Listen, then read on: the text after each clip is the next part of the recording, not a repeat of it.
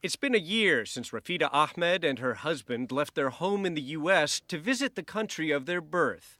What was supposed to be a happy homecoming to Bangladesh instead ended with a savage murder. Did anybody suggest that you should watch your back while you were in Bangladesh? Everybody did. Our mistake, we did not take it seriously.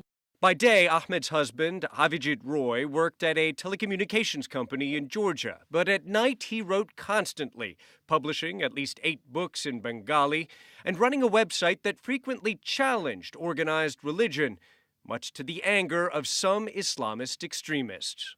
Husband's last blog post here? Yeah. Where he quotes Salman Rushdie. Yes. Calling religion a medieval form of unreason.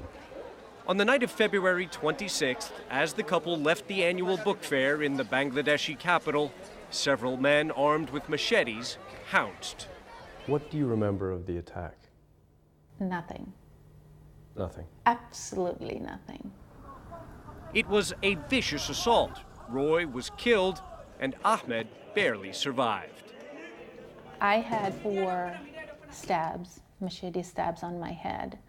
Why do you think these people attacked you?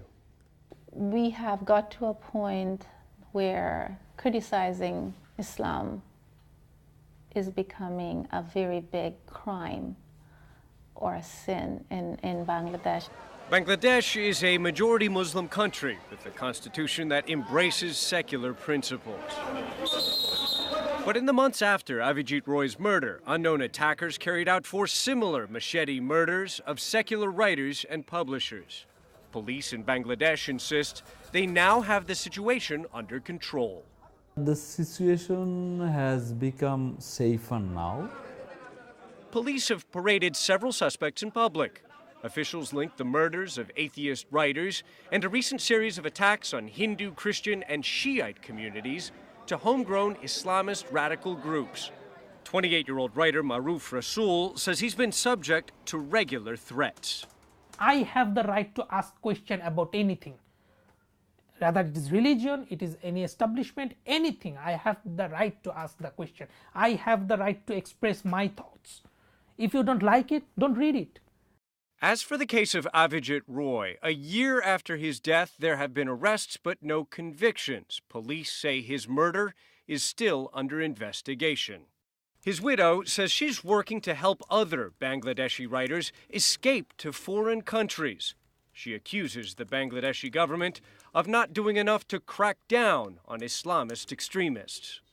The impunity has gotten to a point that they know they can get away with anything. Echoes of the violence in Bangladesh, So this is your study? Yes.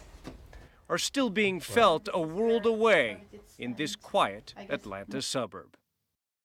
I try not to come here. It's just too painful. Yeah. Ivan Watson, CNN, Atlanta.